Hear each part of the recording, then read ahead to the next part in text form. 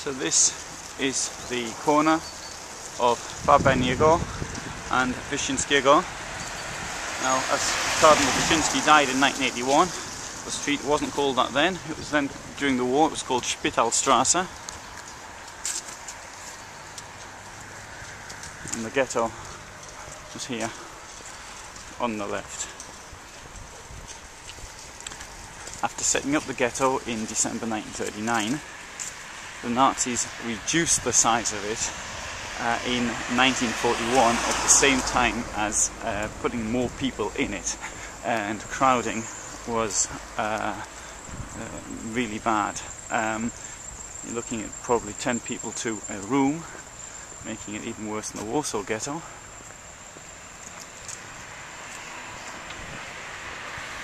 And of course houses then weren't as they are now, like these big high things, they're much smaller.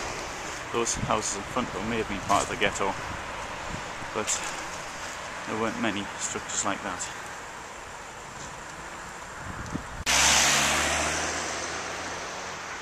So this street today is one of the main routes through Radomsko. The town hall is up there, and the ghetto didn't actually cut the main streets up, so these are things which are relatively new. This is like the thinnest point of it, as you can see from one end of the ghetto to the other from here.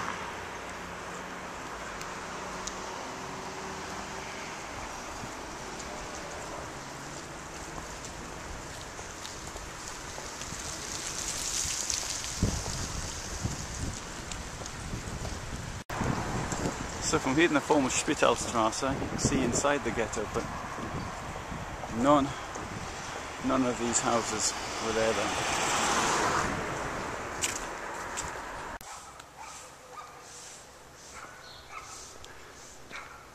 So this is ulica Skoczyńskiego.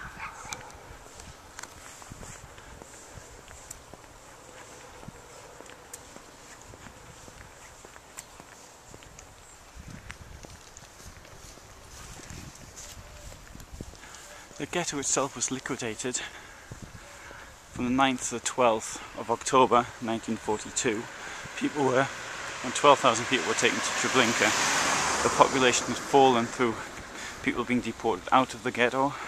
One of the most notable places, in fact, is to Stodolna, where people worked in the arms factories there. And I think that's probably the reason for most people surviving. There's a lot of escapes from the ghetto.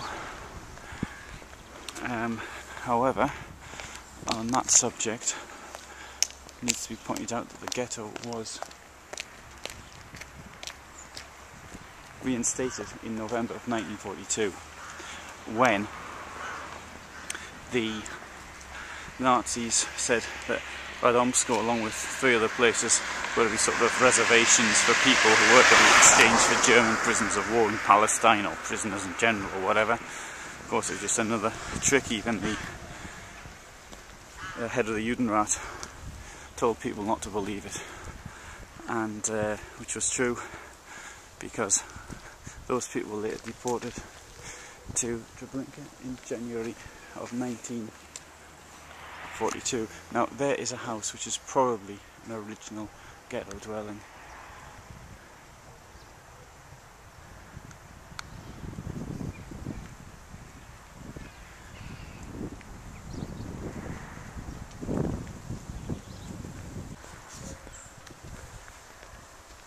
Although it's November, it's very pleasant weather.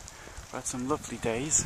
It's bright red sun this morning, and normally you'd be expecting to wear much more clothes. There's a little bit of a wind, which will sound worse on the microphone than it does to me.